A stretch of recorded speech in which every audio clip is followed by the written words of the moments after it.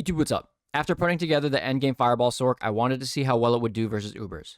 Hydra and Fireball are very good at boss killing, so it should be pretty good versus UBERS, right? I did a few Uber runs, each with slightly different setups. I'll highlight each boss and the best runs for each setup. Then I will go over the gear in the Merc setup and the stats and the skill points used in the build. Timestamps and links will be in the description below.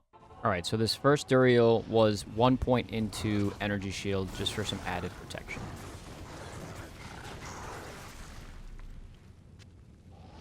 The second one was using Memory Staff as the pre-buff for Energy Shield. So it was doing slightly more Absorb, which you can see it like tanked my mana, so it wasn't great, but... So there's a bug with the Merc. The Merc doesn't really like to attack. He was chilled there too. And then this one was using just Alder's Boots and no Marowak. Like do Blaze with Blaze. Merc didn't even attack.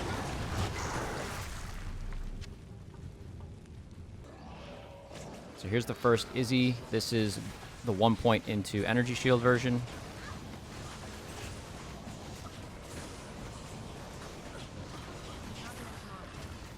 It helps for those ice bolts. And then this is the memory staff pre-buff. Izzy. Kind of busy here, so you need to wait for the Hydras to kind of clear a little bit. But this was using Marowaks. And this was no energy shield version.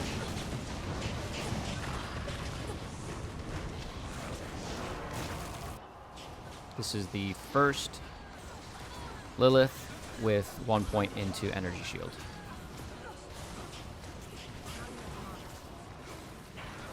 You can see it drains your mana. And this was... I almost died. This was just Marowaks and no energy shield.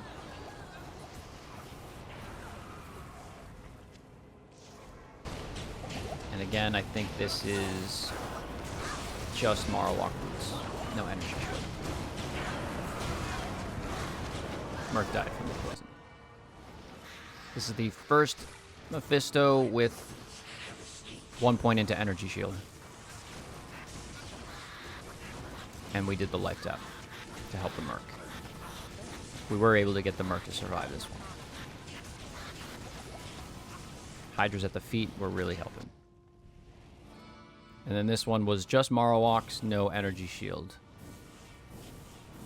So we are using life tap on Mephisto, and then you plant the Hydras down.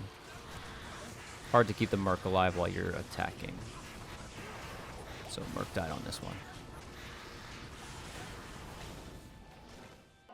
So this is the 1 point into energy shield with Marowaks. Gotta be careful of those ice bolts that return. So Merc died, but energy shield absorbing that damage.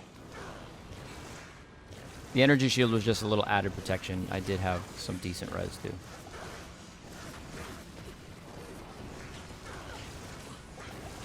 So you see Hydra's really helping out. And this is just Marowak Boots with life tap and no energy shield. So you can see I take a little bit more damage, so I have to be a little bit more active on the rejuice.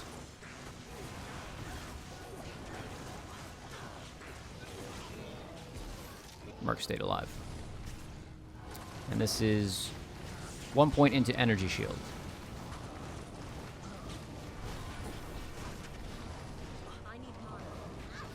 Diablo and Baal are a little bit more tricky because they are inherently fire immune, so you have to... it takes a little bit longer sometimes. And then this is no energy shield, just Marowaks with life tap. I don't even know if I casted life tap here. Okay, so here is a setup used in the build. Using a Shootas with a 4-5 facet in it. Not quite perfect, so 1 off of the fire skill damage. Flickering Flame, minus 14 enemy fire resistance on it. 220 AMI so that I hit the faster cast rate breakpoint of 105. Level 15 Phoenix Monarch for the minus 28 enemy fire resistance.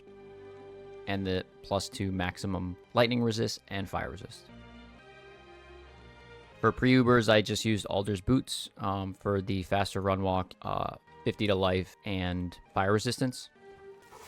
But to get the life tap charges, I was using Marowak Boots for a majority of them.